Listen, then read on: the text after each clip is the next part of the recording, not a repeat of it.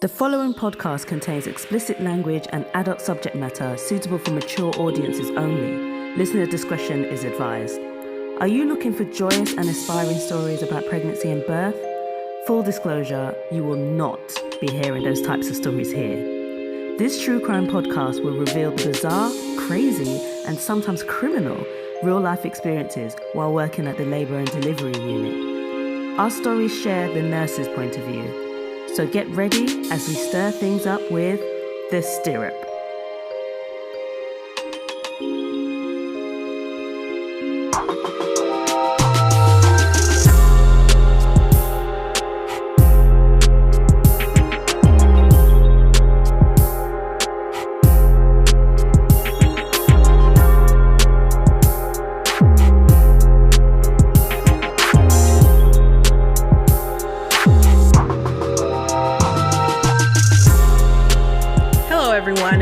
To the fourth episode of the Stirrup Podcast.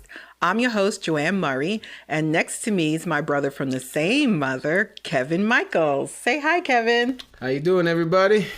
Kevin and I would like to apologize for the delay.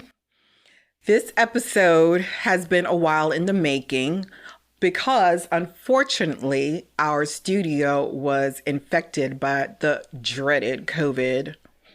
By studio, she means AKA my house. That's right. Yes, Kevin's we're in house. my basement right now. And you know I wasn't coming over with a house full of COVID. Yeah. How are you feeling with your first brush with COVID, Kevin? I feel disappointed. Why? I thought I was going to make it through this whole pandemic without catching COVID. Made it this long without catching it, and then now, I know. I thought when it's supposed to be over, now this is when I catch it. I thought our whole family was immune to COVID, at least our immediate family, because I haven't had it. Our parents haven't had it, technically. Yeah, I thought maybe we were special. Yes, now you've broken that, Kevin. Yeah, sorry. Guess we were wrong. I always knew you were adopted. Another thing that's going on now in relations to COVID is that the hospitals are not requiring you to wear a mask anymore. Yep. And we just started not testing our in-house patients anymore as well. So that's a huge change. Yeah. Hopefully the numbers don't skyrocket back up, and every time they reduce the mask requirements, like the numbers seem to go back up right and away. People start getting sick again. So I guess, but we'll see what happens this time. I will say one thing. I will never feel comfortable getting into a hospital elevator without having my mask on because COVID still is around and there's still people who come in, especially in the hospital, that are sick with it. So I will never be in a hospital's elevator or in the hallways or in patient care areas without my mask on. And I definitely will never be taking public transportation without my mask on. Nah, I feel you. Now it's time for our labor room tale of the week.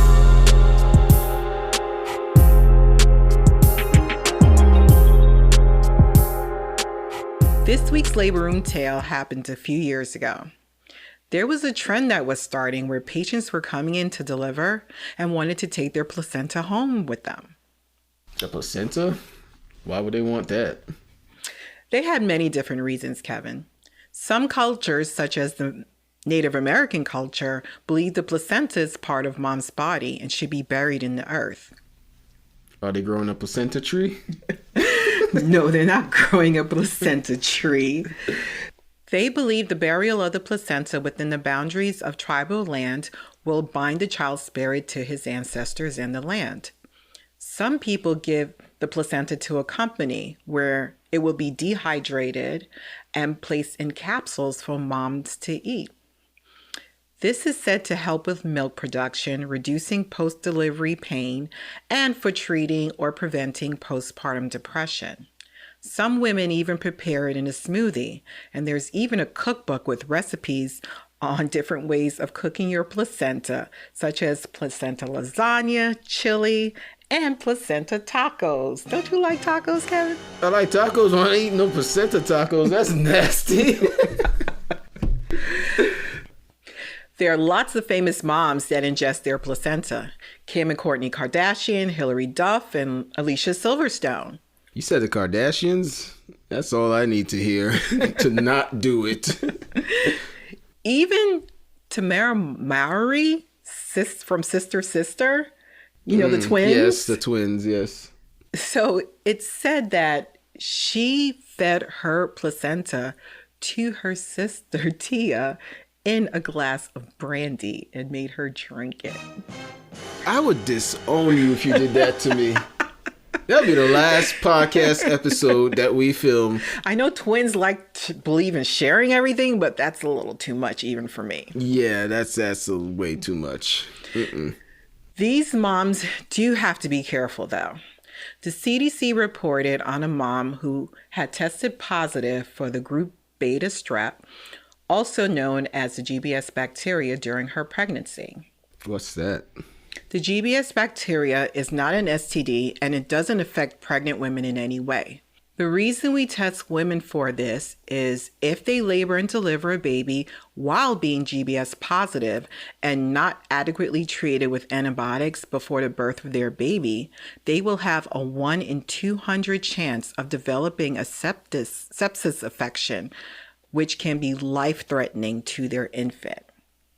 But if they get the antibiotics, they should be okay? Yes. If they get the proper antibiotics before they deliver, then their infant only has a 1 in 4,000 chance of being infected by the GBS bacteria. Okay. So the CDC reported that a mom who was GBS positive and had her placenta encapsulated, which means she placed them in the pills. Right. She was taking them twice a day, brought her baby to the hospital for severe breathing problems. Apparently, the GBS bacteria was found in the capsules and passed from mom to baby through her breast milk. These infants have to be admitted to the NICU for treatment for an extended period of time.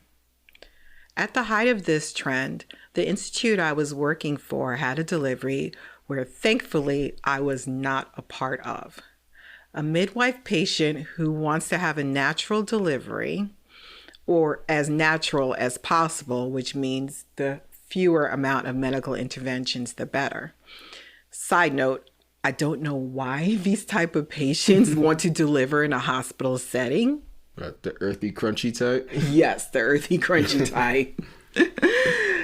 These patients don't want to let the hospital staff do any of the necessary interventions that we are required to do as per the hospital policies. They have other alternatives out there, for example, birthing centers. Anyway, this mom, the midwife patient, Right. delivers her baby. In about 3 minutes after delivery, the placenta is usually delivered.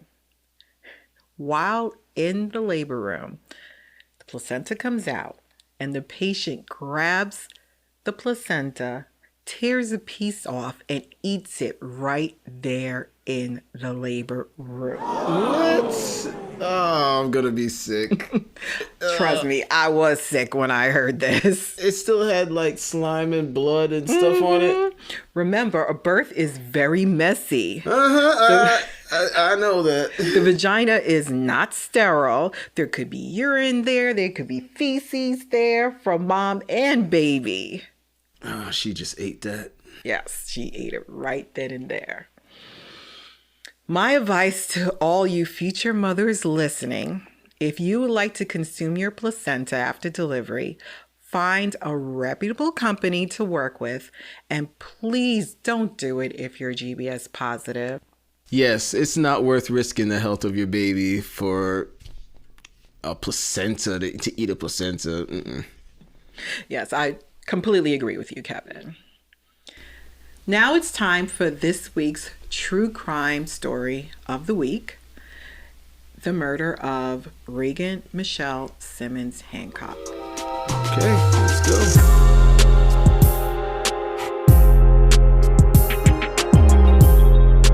This week's true crime story is a case from October 2020.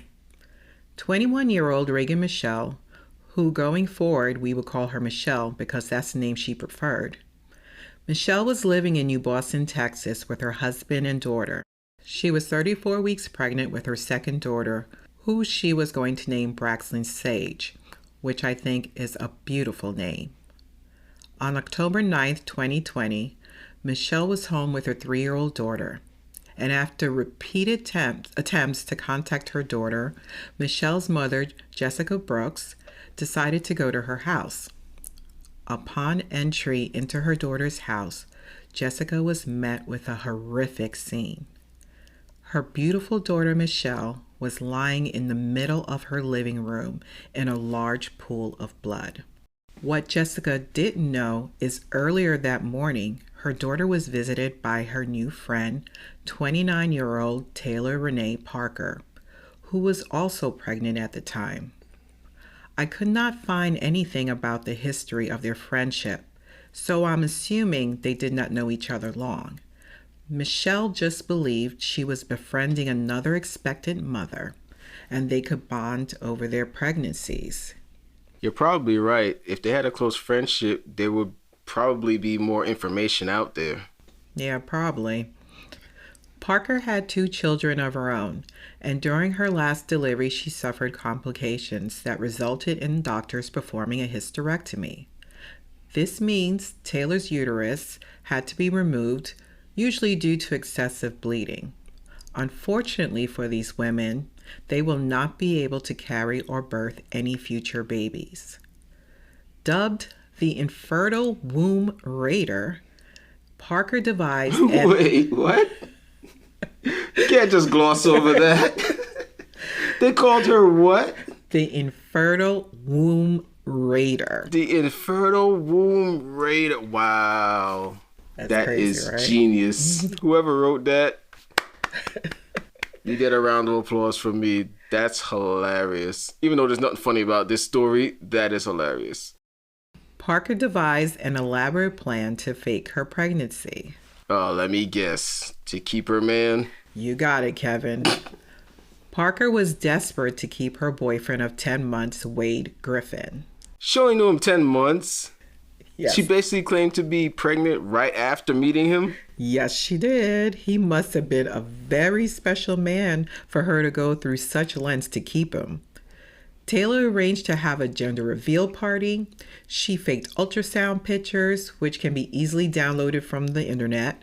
Taylor even posted pictures from a maternity baby shoot where she wore a fake baby bump and posed with horses that were in a stable. Sounds like a very Texan thing to do. I will also post the pictures from this episode on all of our social media platforms. Police quickly arrived at Michelle's house and walked into a bloody scene. They could tell that Michelle fought hard to save her life and the life of her unborn daughter. Body cam video shows extensive bloodstains on the furniture, walls, floor, and appliances. They found Michelle lying on the living room floor that was soaked in blood. Her body had cuts made by a scalpel that extended across her lower abdomen from one hip to the other hip. Police also found defensive wounds on Michelle's hands. She had several dislocated fingers, and other fingers were almost cut off. Damn, she fought hard. I can't imagine how scared she was. I know. Things even get worse, Kevin. Police noted that crime scene was covered in pink and blue sand. Pink and blue sand? That's weird. How does sand get there? It turns out that during her wedding ceremony, Michelle and her husband combined the pink and blue sand in a 4-pound jar. Taylor used the jar to hit Michelle over the head, and when it shattered, she then picked up a hammer to continue her attack. Michelle's skull was fractured in 5 different areas. That's probably how the attack started. She waited for her back to be turned and then hit her over the head. Taylor being the coward that she is, I'm sure you're right, Kevin. Michelle also had over 100 stab wounds, 39 of which were to her head. I can't believe someone could be so inhumane and brutal. And this is her friend? This was her friend. When Michelle's mom asked the EMS responders to check on the status of Michelle's baby, they were confused at first. Then the horrific realization hit them that the baby was not there. Taylor had pulled out Michelle's uterus and removed her baby. And if you thought this case could not get any worse, you were wrong, because this horrific, brutal murder took place in front of Michelle's 3-year-old daughter. That poor child. She's never going to forget what she witnessed. I'm sure you're right. Even though she was only 3 years old when this took place, she will have a lifetime of emotional damage after being a witness to her own mother's murder. Within an hour of finding Michelle, the infertile womb raider, Taylor Parker, was inadvertently pulled over 50 miles away in the state of Oklahoma. How did they know it was her? At the time, police were not searching for her and were not aware of her crimes. Police in Oklahoma found Taylor in her car, and they were horrified to see Taylor holding a newborn baby girl in her lap. The baby was pale and limp, and Taylor was attempting to perform CPR. Taylor told the police she had just given birth, and they had no reason not to believe her at the time. The infant still had its umbilical cord attached, and Taylor placed the other end of the umbilical cord into her pants. What? So she was trying to make it look like the baby was still attached to her? Yes. That's crazy. Oh my God. She's a real POS. I definitely agree with you on that. Wow. Police rushed Taylor and her baby to McCurtain Memorial Hospital. In no time at all, the medical staff were able to easily tell that she had not given birth. Police then arrested Taylor because by now they heard about Michelle's death in Texas and the fact that her infant was also missing. Tragically, Michelle's baby girl did not survive this horrific birth. Man. There are no details as to the infant's cause of death, but based on my experience being a labor and delivery nurse for many years and seeing thousands of deliveries, I can only speculate that Taylor probably did not tie off the other end of the umbilical cord, which, if this is not done after it's being cut from the placenta, the baby can bleed out most of its blood volume, which would cause its death. Oh man, that's horrible. Another cause could be that since Michelle's baby was only 34 weeks, they are considered premature and do not have the lung maturity of a 40-week or full-term infant would have. At birth, premature infants usually require respiratory support that only can be given by EMS workers or in a hospital. While in custody, Taylor claimed she was not in her right mind and was freaking out during this ordeal. Her attorneys tried to argue that the kidnapping charge should be dropped because the infant was not born alive. However, prosecutors had several medical professionals testify that the infant had a heartbeat when it was born. Prosecutors presented evidence that Parker searched online how to deliver babies and falsify a pregnancy. According to the Bowie County DA, Taylor Parker did not kill because she wanted a baby. She killed to keep from losing her boyfriend. And she needs to be on death row because the circumstances of Michelle's death amounted to torture. Definitely did.